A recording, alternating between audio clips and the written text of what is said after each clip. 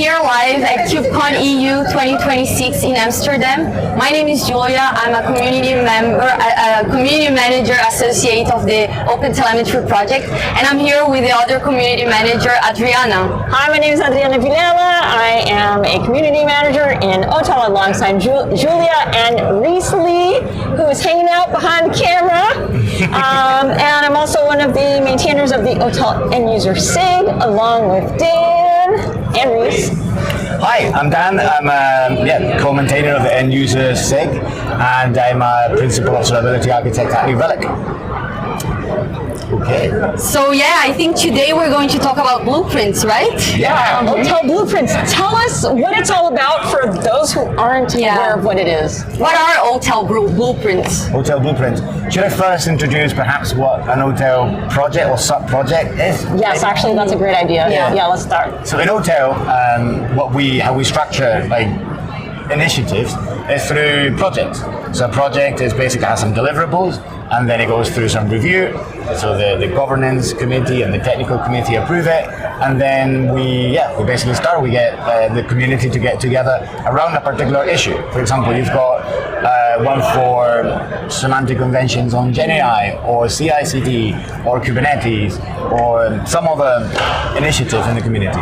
And this one is called OTel Blueprints. So it has a start and it has an end, and it's part of the end user SIG. Okay. As in the majority of the work will be done by the end user SIG and the members in it as well. And why is it that specifically it was decided to put it under the end user SIG? Right, because I think one of the things that we got, and this is perhaps where OTel Blueprints started, right, is we got, during the graduation process, we got feedback from end users that told us, hey, we need to be able to, we find open telemetry very complex, and the reality is that OTel can be quite complex, right? There is the collector, there's all the SDKs, the APIs, all the different things that you sort of need to adopt to be able to deploy open telemetry at scale, right? Mm-hmm. So then they mentioned that to us. They said, what we need is like a way that prescribes how to adopt OTel in different environments, right? And the word that they use is a word that is used in the industry as well as a blueprint, right? A blueprint is a collection of let's say a step for implementing something, right? So so this is why we decided to create this project. And we just not heard that just during the graduation process, but as well, many end users are sometimes struggling to adopt it. So the documentation is really good already, and it has the getting started, like how do you get started with OTel, it's great. How do you configure certain parts individually? But then there's the day two operations, which people tend to struggle a little bit with. So they're basically like reference implementations for kind of different categories of use cases. Is that the idea of it? That's the idea. So the project will have two main areas. One is reference implementations, and we already published one. Well, this is part of the DevX. I should say this was driven before by the DevX SIG, so the developer experience SIG. They interviewed multiple end users and got how they're doing OTel. Okay. So last week, I think, or a couple of weeks ago, we published one on the website. That is how Mastodon approached OTel implementation. So those will now workload as well, part of this initiative. And there will be a new section in the website that will be architecture and guidance at the top level, right? And then these will come out as blog posts, so reference implementations, and then they will live there forever as like on this date, company or end user X implemented OTel this way. Right? So that's one part of it, which is a implementation, like someone did it this way. Now, not every company is the same. Not every companies are all structured in different ways. So OTel Blueprints, which is the other part of it, the blueprints part, is trying to identify these common patterns and then give a solution for it, basically, to a common theme. And how can people get involved and help? Where do you need help within these blueprints? So at the moment we are trying to gather feedback around the blueprints that are currently in progress. So we managed to get, and this is again, the community has responded with like we said, hey, we want people that interact with customers or in their companies, in their observability companies, or end users themselves. And we have end users as well that have joined and say, well, we're going to put together some blueprints, and now we need, if you're an end user yourself, then we need people to help us to review these blueprints. Oh, okay. Yeah. So there will be a collection of like people that will be saying, well, this actually didn't work for me, or this worked for me. So we don't always get to know like every single niche or every single thing that may make your collectors go boom, right? For example. So that's the idea. Get involved in the future. So what we're trying to put together with this initiative as well is a framework. Again, this is the concept of an initiative. A project has a start and an end, and then when it finishes, what we want to have is a framework. So if you're an end user and you want to shout how you implemented OTel, we will have a way for you to do it, to basically share it with a template and so on. If you're a solutions architect or an end user as well, and you want to say, hey, I've got an idea how to, implement OpenTelemetry in Kubernetes, and then there's no blueprint for that already, then you could go and contribute that. And start one. And how do people who want to get involved get in touch? What's the best way? Where do you find Where these we find you? blueprints? Yeah. Yeah, so there will be, at the moment we're still, it's quite early days, right? In the future, we'll have that architecture and guidance section on the website. We'll have instructions there, how people can get involved. There's another way, which is also in the website, like pretty much everything in OTel, I think the entry point should be the website. If you go to the website in the top, there is a community, I think it says community end user resources. Yeah, that sounds about right. Yeah. So in that you'll find links to Slack. You can get connected on Slack. And the Slack is the end user SIG Slack specifically, or is there a separate Slack for blueprints? I can't remember. There is a separate Slack for blueprints. Okay. But if you come to the end user SIG Slack, there will no wrong door, right? That's true. You can ask for help, and people will direct you to the right place. We will not turn you away. Yeah. We might not have the answers, but we should find the person or group that has that. Yeah. And in the future will be more structure around, hey, open an issue, and then you can share your blueprint and so on. And will the OTel blueprints? You mentioned that the stories are shared on the website, through the blog. Will there be, because it's part of the end user SIG, will there be a section in the end user SIG repository in GitHub where those blueprints live as kind of a place where you can find all of the blueprints? Yeah. So the blueprints will be on the website.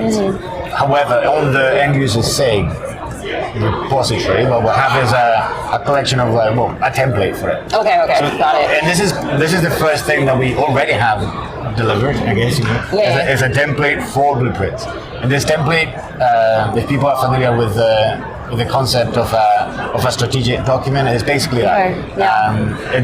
I can probably recommend that book to anyone. Probably changed my life in the way that I think about the strategy. It's a book by Richard Rummelt that's called Good Strategy, Bad Strategy, and it tells you how to, if you want to drive change, how to think about solving problems or providing solutions for problems that need to be solved, and then getting rid of all the fluff around a strategy, right? Yeah, because it is I fluff. love that. But the idea is recommendation. so the idea is that you start with a problem. I mean, the core is very simple. You start with a problem, and then you recommend some solutions to fix that problem or that set of problems. If the solutions that you're recommending don't fix the problems, then you should not recommend them. That's that's the way that we're trying to approach blueprints. And the scope is that. I can give you an example. So imagine someone is wanting to do an OpenTelemetry gateway, or provide an OTel gateway for their company, right? So that platform team, they want to provide that gateway. Now, the problems that they're trying to solve would probably be, reduction of cognitive load. As in, you don't need everyone to run their own collection. You want to improve the cohesiveness of the data, and that's a challenge that you want to solve. You may not want to solve the challenge of not dropping a single span, because that goes into the high available, almost like audit login, or basically, for example, if you wanted to try to solve audit login, and that was a challenge that they were trying to solve, then you would be recommending a particular approach. However, because that's not a problem for everybody, then that blueprint maybe doesn't contain that particular recommendation, right? So we're trying to scope the problems to solve and then provide solutions for them. And then sometimes it will be a bit of, I guess, linking between blueprints. Ooh. So we can say, well, this is how you do a gateway. Now, if you want that gateway to never miss a single log, you never drop a single log, then we recommend this other blueprint that will allow you to scale that in that particular way. Yeah. So, that's the way. And how would you like these blueprints to look a year from now? Like if you had a lot of contributors and you know, what's the ideal scenario in a year from now? Well, I think if we get that successful in the next 3 months, we should probably have like 3 blueprints, right? That will cover Kubernetes instrumentation, OpenTelemetry platform, so providing a platform for OTel, tied with platform engineering principles, and OTel for non-Kubernetes. Okay. I know we're at KubeCon, but I know everyone runs Kubernetes. Exactly. But there are the bare metal and VM folks as well, and we can't exclude them. So we want to merge these 3 first, learn from it, and then get a lot more blueprints. There will be a collection of it. So like, hey, these are the problems that I want to solve. And maybe in the future, I mean, there's really good context as well for, Gen AI, if you were to say, hey, feed that into the context of Gen AI, and you ask questions like, hey, I've got this problem that I'm trying to solve. Can you recommend a blueprint? Well, this one mentions that one. So a bit more interaction. As well. And maybe a year from now, we'll bring Imma as well, and we'll add localization and have the blueprints in different languages as well. That would be cool. That would be, it's only going to be in English. So I'm quite excited about it. Super exciting. So I think I forgot to mention. These 3 blueprints, we intend. I know that this is open source. Timelines are always a bit sketchy. But we hope that we can get at least these 3 blueprints by the end of June, July. As the 3 or the 2, sorry. The 3. Got it. That's what we're aiming for. Awesome. You can go to the end user repo, the end user SIG. Was it SIG end user repo in OpenTelemetry? And you will see a project in there.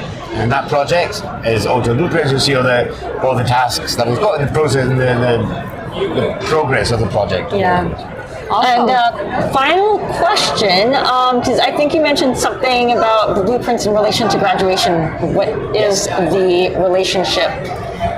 How does it fit into? So it was during the graduation process, we got feedback from end users, right? That's part of the graduation, you get feedback from end users. There was a blog post from the governance committee, I think a few months ago. I don't know, time flies, but it was a few months ago. And he touched on things like, getting better around release lifecycle, getting better about stabilization of certain, how do we declare things, how do we make the status, the stable status or not of components more clear to end users. And as part of that feedback, we also got the feedback on, hey, we would like some more prescriptive guidance about implementing OTel. That's basically is all related to that graduation process. We're like, we listen to end users. Absolutely. I mean, I think OpenTelemetry wouldn't be where it is if people didn't use OpenTelemetry. Exactly. Exactly. Amazing. So it's not OTel can be really simple sometimes. Day 2, things start to get complicated. We're going to try to make Day 2 a bit easier. Uncomplicated a little bit. I love that. Perfect. Well, thank you, Dan. Thank you so much. Hope you're enjoying KubeCon. Absolutely. What number KubeCon is this for you? 6. I think it's a 6. Okay. Woo! Yay! Excellent. Thank you very much. Thank you. All right. Well, get ready to bring our next guest. While we wait for the next guest, we would love to know if you're watching, if you've been to KubeCon, which KubeCon you've been to, and now we're bringing our next guest. Hello. We have the awesome Imma. Well, not so awesome, but come on. why don't you introduce yourself? Yeah, exactly. Yeah. Tell us about you. About me, oh my God, I'm not very good at introducing myself. I usually start my meetups and I never say who I am. And after my meetups, they come and say, "Are you Imma?" Oh yes, I forgot to say. Well, I'm Imma. I'm a developer advocate at Grafana Labs. I have been more than 25 years in tech, so it's a long career. I'm an engineer, so I was very lucky to start in tech, and I've stayed in tech, so I'm very happy. Awesome. I've seen a lot in 25 years. So We're I really started as a happy. Java developer, and now I'm in cloud native. Amazing. And where are you based out of? In Barcelona. Amazing. So in 1 year, we're gonna be at her backyard at Yes. KubeCon Oh, yeah, EU, that's right. Barcelona 2027. Oh, Yes. It's one of my favorite cities. Yes. It's my favorite. You're city. gonna take us out. Actually, we're in my You're going to second. show us all the cool spots. Yes. This is my please. second favorite city, so I'm still. I know. I love wow. Amsterdam. Yes. So we're really happy to have you here with us, and we want to talk. So you want to tell us a little bit more about localization in OpenTelemetry, right? Oh, but first, let's start with how you got into Yes, this space. yes, please. Your observability and OTel origin Yes. story. Oh my God! Observability. I started when I was working at a bank, and we actually had problems because the logs were in servers, and we had to go in there and do some grabs, and we were looking for tools, and we discovered Elastic, and we installed Elastic. So that's where I got into observability. Then I got to work at Elastic. I was very lucky, and then I discovered Grafana. So now Grafana is the best observability tool. Is it? I don't know. Yeah, we don't know. Maybe yours is the best.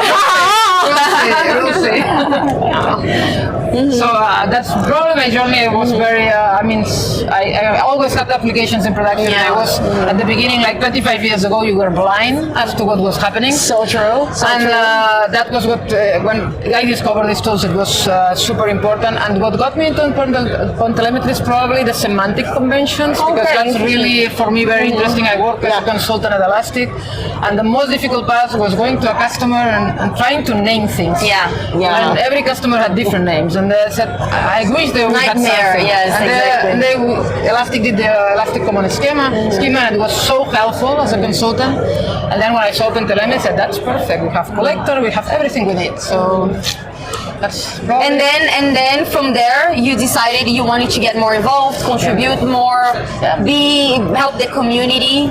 Yeah, that's probably because working at Grafana, they actually ask us to give back to open source, nice. because Amazing. we are an open source company, Yeah, so they yeah. actually give you time from your own working day to actually contribute, and I decided to contribute to OpenTelemetry because it was my amazing. passion. Yeah. So that's actually how I got the time. It's a privilege that my company actually supports us this way. Yeah. But then I started, I'm very fan of operators, so I tried to start with the operator, but it was not an easy, I didn't see an easy way in. And I said, okay, maybe try to translate the operator documentation into Spanish, and then maybe you can go and collaborate with the operator team. And then I met Caro Valencia.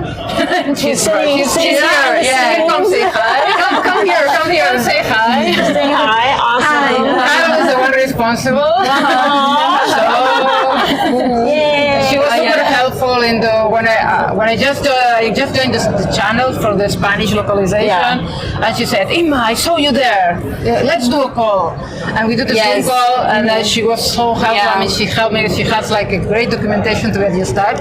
That's what I love about the community. I know. You just write something on Slack, someone will stop what they're doing to jump on a call with you, help you get started, and then when you know, you're the one stopping what you're doing to get help someone else. Yeah, it's really it's amazing. Community, like Yes. I have been like so many times, especially like preparing for KubeCon talks, I'll like jump into an OTel Slack. I'm like, can you please clarify this? And I'm so scared they're going to tell me to like go away. No, it's not that. They will, as you said, take the time to answer your question. And the team was super helpful. Not only Carol, every time I did a pull request, they did such a thoughtful review. I learned a lot about translations. And after a few days, they actually said, do you want to be a member? I said, what? Can I be a member? And they supported me in being a member. So it was an amazing experience. So nowadays you're a contributor, you're a maintainer. I'm a member only. Member. I'm future maintainer. That's right. Yes. yes. And same question we asked Dan, how can people get involved? It's great. I also started with localization. So I come from a non-technical background, and that's how I got involved in tech. So it's great for people that are scared, I don't know how to start. I'm not that technical. Localization, documentation is a great place to start. Absolutely. How can people, where should they go, and how can they get started? There's different things you can. The easiest way probably documentation, because you can do it from home, for example. Yeah. Other ways to get involved, maybe if you live in a city where you have cloud native meetups, go there, meet people there from the community. You might find also OpenTelemetry people. So there's different ways, but the translations, that's the easiest one. Yeah. Because really you learn why you translate, because you have to understand the English documentation. So and true. you translate, Yeah. and then you keep learning. And once if you translate the whole documentation, you learn everything. Which is impossible. It's impossible. There's so much to learn. But I think that's good. I mean, I guess they go into Slack from CNCF Slack of the one thing that you want to do. Also pick the thing that you're passionate about. I mean, if you don't like something, don't try to get in there. If you feel passionate about something, like for me, semantic conventions might be the next thing, because it's the one thing I'm very passionate about. So I might go there. The next thing I try. So it's just getting there, try to find sponsors and nice people. Exactly. Yes. Just quick follow-up question for the localization team.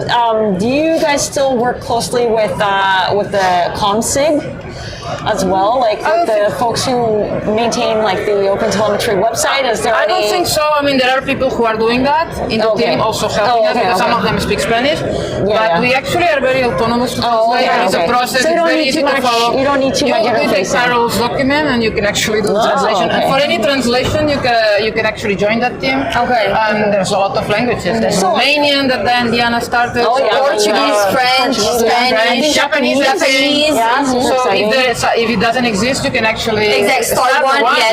Yeah, I think that's We what love Diana that. did with Romania. So it's the one thing that it's easy to do. I mean, I think translating is probably the easiest way in. Yeah. So how does it work, like, in terms of how do you know what to translate? Obviously, there was like the base stuff, right? There's the base content, but every time someone contributes new content, whether it's an update to a page or a brand new page. I think we're very organized. There is like umbrella issues where someone says, okay, we need to translate this section, and this section is this page. And you take only one. That's one thing I learned also. Don't try to translate like 10 pages at the same time. Translate only one, get the feedback in this pull request, and then you learn something, and the next time it goes better. If you try to translate 10 pages, the reviewer is going to have a lot of work. And also merge one by one. Otherwise, you want to, it takes you 1 month. No, just learn from that one, and then the next one, do another one. So that's the one thing. There is this umbrella pages for new pages that don't have a translation. Okay. At least in the Spanish one, they do it that way, and it's very useful. So do you get like a notification if a new page gets added in, or do you just kind of like go there and check? We go there and check. If you do one, you have to comment there, say, hey, I did this translation, so this one is done. So others know. And the other thing is for the things, because of course English keeps evolving, so we have like a mechanism to know which pages have drifted. Oh, great. And then you can also translate drifted pages, which is even easier, because it may be just one paragraph that is the new paragraph. So that's even easier than the full page. So there's also an umbrella for that. Usually it says, hey, these pages have drifted, and you can take one and just update that one. So I have a question. So I remember when I was contributing to the Kubernetes documentation, the localization, they had like a dictionary of terms in the other languages. We have a glossary. Glossary, exactly. And I contributed to that. It's just an Excel sheet, like a Google sheet. Okay. And if I find a word that some are already there, like how do you translate the collector? How do you say collector in Spanish? How do you say? And they have like instructions, and depending on what is going on, you call it collector, you call it collector. So depending. So they have clear instructions. That's so cool. And sometimes if I decide on something new, I add it there. So people coming later, they can say, okay, how do you translate libraries? So libraries, we usually say librerías. But sometimes it's connected to biblioteca. You know from your experience that it's not called biblioteca, it's called librerías. Right. That's something you write there, say, from now on, people, please use this. So sometimes it's a direct translation. Sometimes you just use the English from your term, right? Exactly. Sometimes just the English. I know know, it's really funny. I'm a native Portuguese speaker, but I don't work in tech in Portuguese. So then when I learn the Portuguese tech terms, it's so English only. It's so hard. It's so funny. Yes. Some people say just say it in English, but with a Portuguese accent. I'm very lucky because I work in Spanish, so for me that's very easy. I know how we say that. Yeah. But if you haven't worked in your own language, that's very difficult. It is. I went to give a talk in Portuguese, technical talk, and I froze because I can give it in English, but Portuguese, no, I don't know the terms in Portuguese, so it was hard. That's the thing. And mad respect to be able to give a talk in multiple languages. In my case, it's easy because I've worked in Spanish until 7-8 years ago. Yeah. So all my life I've done Spanish. Oh yeah. I'm Catalan, which is my mother tongue. Yeah. But then I started speaking English, so now at least I can go back to my mother tongues and do the talk in Catalan or Spanish. That's cool. So will there be a Catalan localization? Yeah. That would be so cool. And this is your KubeCon number what? Oof, I can't even remember. Maybe 5 or something like that. So Okay. I've missed very few. I missed the Valencia one. I always go to the Europe one, but I missed the Valencia one. Yeah, I heard it was one of the best ones. Yeah, that's what I know, they me too. said. I started, my first one was Detroit in Me too. 22. Me too. I feel like that was the start for a lot of people kind of in our circle. Yeah, That's so cool. true. So yeah, for me, in Europe, I almost want to, I don't know, but almost all of them, but not in the US or anywhere else. So. Yeah. But my favorite conference, actually, the one I've been more often, that's my conference of the year. This is the one. I rejects before you. Oh yeah, Rejects is Yes. yeah, and you were volunteering. I volunteered in Paris and I love it. I love it. I'm always at the door. And you organize the events in Barcelona, right? The meetups? Meetups in Barcelona, yes. So if you're in Barcelona, events, and we open telemetry dedicated events. So we've done a couple of that. If you're local or visiting. Yeah, Jurassic was doing that in Berlin, and I said, this is a good idea. Yeah, we're going to do that in New York as well. Yeah, he does the telemetry nights. Yes. The Hotel Nights. I said, I'm not going to call it Hotel Nights in Barcelona, but it's going to be open telemetry meetups. Yes. And we've done a couple of them, and they are very successful because we think people know open telemetry, but actually they don't. No. I'm And so people in the surprised. community come to that, and you say, who knows open telemetry? Half of them haven't heard of Exactly, it. yeah. Yeah. We had people coming to the booth yesterday saying, "Oh, can you tell me more about this?" Yeah. We live in a bubble that we think people know about observability or open telemetry. They don't. Not everyone knows. It's true. It's true. So the good thing is that if you do these dedicated nights, that then the people who come usually they learn about something new. Yeah. So Amazing. And what kind of tips can you give us as a community organizer for those looking to build their own community? probably first attend meetups and see what you like, and learn from others. I learn a lot from others. Yeah. And then start organizing and don't be scared to make mistakes. That's important. That's important. Exactly. Just It's not easy though. It's not easy. The community is amazing. Yeah, the community is here to support. No one is there here to judge or anything. Is support one another. That's what I love about the community. Events are free, so people are accepting of mistakes. So pizza's gonna arrive. It's okay. It's okay. We need our rest for the pizza. So I mean, organizing events is always difficult in person, but it's also very rewarding. And we get to help each other. So you see, when there are layoffs at companies, a lot of more people come to meet us to say, "Hey, I lost my job. What should I do?" So we can support each other, or how can I learn this or that? So a lot of people come for that connection, especially now with AI. I think we see more people coming to in-person events. Remote work as well. You know, it's good to see people. Face to face. I've seen that a lot recently. Since this year especially. So I'm blaming AI for it. Or thanking AI. I don't know. A lot more people show up than they used to. Because after COVID, it took a little bit for people to actually start showing in person again. It's very true. And now I see a lot more people showing up. So I'm very happy. And if you had a last message to give to people who want to start contributing, are afraid, insecure, what would you tell them? Don't wait to be perfect. Like for me, I wanted to start with OpenTelemetry or Kubernetes, and I never did because I need to learn Golang. I need to learn it. And I had a checklist of 1,000 things I needed to learn. I would never finish that list. So I said, okay, just start and do it. I mean, you'll learn along the way. So that's what I'm doing now. But before I was I want to be contributing, but I was like, no, I need to learn this and that. And otherwise, people are going to look at me and I don't don't know. Yeah. I think that's such a great piece of advice because I've found also like whenever I contribute something to the OTel docs, right, and I want to clarify something based on like research that I've done, and I'm like, I know it's not perfect, but someone who's reviewing is going to correct me, and then I'm going to learn more. And I will also say, especially for the ladies, given the advice that you mentioned, women tend to be like, I must tick all the boxes before I am going to do blah. Exactly, that's what I was doing. Exactly. So I really want to call exactly that. that out. I have a long list of, I cannot contribute to open source because I need this and this and this. Exactly. That's never going to end. There's a long list if you want to make it. Yeah, you'll be waiting forever. So just do it now. Today's the day. I started when I was almost 50, so that's why I say don't wait until you're 50.